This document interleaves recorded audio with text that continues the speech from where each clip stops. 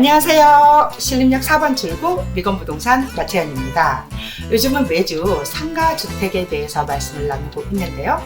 임대수익이 잘 나오는 상가주택, 임대수익을 배가시키고 싶은 상가주택 어떻게 선택하면 좋을까요?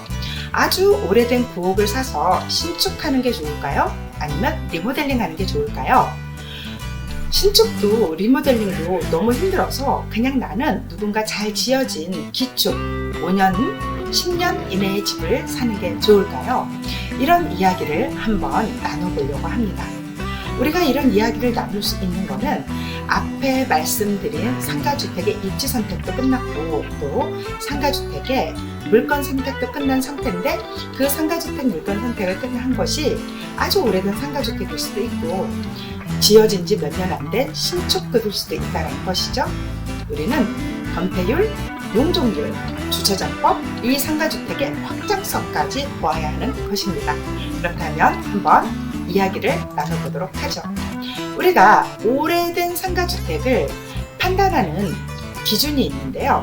그 오래된 상가주택을 신축을 할 것인가, 리모델링을 할 것인가의 판단 기준 한번 말씀 나눠보도록 하겠습니다. 현재 내가 가지고 있다거나 내가 매수한 주택이 아주 오래됐다면 다음과 같은 여기 보여준 4가지 1, 2, 3, 4 4가지 포인트를 기준으로 해서 신축을 할지 리모델링을 할지 선택하는 것입니다. 자, 첫 번째, 상가주택의 현황과 법적 허용 건폐율과 용적률이라는 제목을 붙였습니다. 현재 상가주택이 법적 허용 건폐율과 법적 허용 용적률을 효율적으로 다 찾아서 지어진 건축물인지의 여부가 중요합니다. 상가주택이 만일에요 2종 일반 주거 지역이라면요, 이종 일반 주거 지역에 입지해 있다면 건폐율은 최고 60% 이하이고요, 용적률은 최고 200% 이하입니다. 상가주택이 가득 건폐율과 용적률을 채워서 들어서 있는 상태라면 신축이 의무가 없을 수도 있습니다.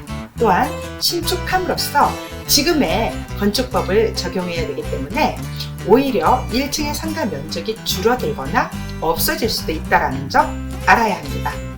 둘째입니다. 두 번째는 여기 주차장에 관한 사항이라고 되어 있는데요.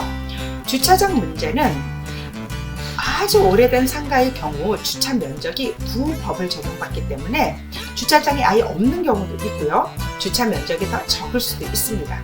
그렇지만 신축을 하려면요, 지금 건축법을 적용해야 되기 때문에 주차 면적을 넉넉히 확보해야 합니다. 주차 면적을 제외하고 나면 1층의 상가 면적이 줄어들거나 아예 없을 수도 있습니다. 주차장 면적 확보가 수익 보장에 더 좋은 것인지, 주차장 면적이 없는 것이 안정적인 수익 보장이 되는 것인지 철저히 따져보아야 할 문제이기도 합니다. 여기 세 번째는요, 건축물의 주요 구조부에 대한 안전성에 대한 문제입니다. 오래된 상가주택의 건축 시기에 따라서 건축 공법이 달라집니다. 그 주요 구조부가 철근 콘크리트라면 리모델링을 해도 유리할 것이지만요, 시멘트 벽돌조나 벽돌조 또는 연화조의 경우라면 골조를 튼튼하게 하는 보강공사로 신축의 경우보다 리모델링 비용이 훨씬 더 배가 될 수도 있습니다. 그럼에도 불구하고 건폐율이나 용적률의 조건으로 주요 구조부에 대한 보강공사를 하고 대수선인 리모델링을 하는 경우도 있습니다. 왜냐하면 건폐율, 용적률이 더 좋을 수가 있기 때문입니다. 마지막 네 번째입니다. 넷째는 상가주택의 사용 용도의 변화에 따른 대처 가능성의 문제입니다. 신축의 경우는 설계 시기부터 건축주의 의견 반영이 들어가고 현대의 트렌드에 맞게 설계되어 변화하는 임대시장에 대처하도록 변화를 줄 수가 있도록 할 수가 있는데, 리모델링의 경우는 신축에 비교해서 건축주의 의견 반영을 하기가 어렵고 임대시장의 변화에 대처할 수 있는 가변성이 상대적으로 떨어질 수 있다는 점입니다. 여러분께서 상가주택을 신축할 것인지 리모델링 할 것인지는 이 4가지의 포인트를 가지고 심사숙고해서 결정해야 된다는 것 말씀드립니다. 그렇다면요, 신축 장점과 단점은 어떤 것이 있을까요? 신축의 단점은요, 현재의 건축법, 주차장법을 적용한다라는 단점입니다. 왜냐하면 현재는 주차장이 많이 필요하고요. 과거에는 주차장이 필요가 없을 때가 있었으니까요. 더군다나 높은 건축 비용과 오래된 건축 기간이 필요합니다. 장점으로는요, 건축주가 원하는 바를 적극 반영할 수가 있고요. 건축주의 취향이 묻어나는 건축이 가능하면서 가장 최신 트렌드에 맞는 가변성 있는 건축을 할 수가 있다는 것입니다. 다음은요, 리모델링 대수선의 장점과 단점입니다. 리모델링은요, 신축할 때의 단점이 리모델링에는 장점이 되는 것입니다. 건축 당시 건축법, 주차장법을 그대로 적용받아서 신축과 같은 효과를 내기 때문에 적은 비용으로 짧은 공사 기간으로 이런 신축과 같은 효과를 낸다는 장점이 있고요. 단점으로는요, 건축주의 의견 반영이 어렵습니다. 최신 트렌드 반영도 제한적이죠. 가변성이 줄어든다는 것입니다. 그렇죠. 이렇게 신축과 리모델링에 대한 이야기를 나누어 봤으니 우리는 기축 5년 이내 또는 10년 이내의 기축 건물에 대한 이야기도 안 해볼 수가 없습니다. 신축이나 대수선, 리모델링을 한다는 것이 다 정답은 아니고 정말로 쉬운 일이 아닙니다. 더구나 내가 직장생활을 하고 있고 내가 자영업을 운영하면서 거의 불가능하다 해도 과언이 아닙니다. 요즘 소셜미디어나 책들을 보면은요, 마치 신축이 대수선에 가까운 리모델링이 아주 쉬운 것처럼 누구나 할 수 있는 것처럼 소개되고 있지만요, 사실상 그렇지 않은 경우가 더 많습니다. 정말 힘든 일이죠. 여기서 분명히 할 것이 있습니다.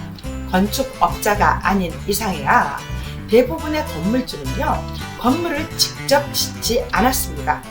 누군가 지어놓은 건물을 사서 건축주가 되거나 임대인이 된 것이라는 것 잊으시면 안 됩니다. 기축 건물을 사는 건요, 여러 가지 장점이 있습니다. 건물을 지어야 된다는, 또 건물을 리모델링 해야 된다는 스트레스로부터 벗어날 수가 있고요. 내게 맞는 완성품을 찾아서 매수할 수 있다는 장점이 있고요.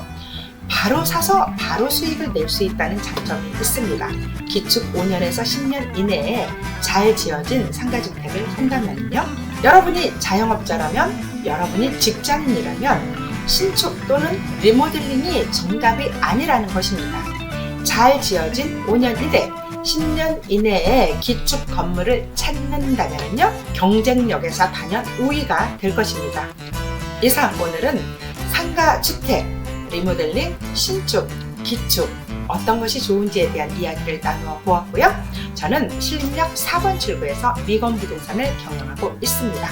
오늘 이 소식이 좋았다면 좋아요 꾹 눌러주시고요.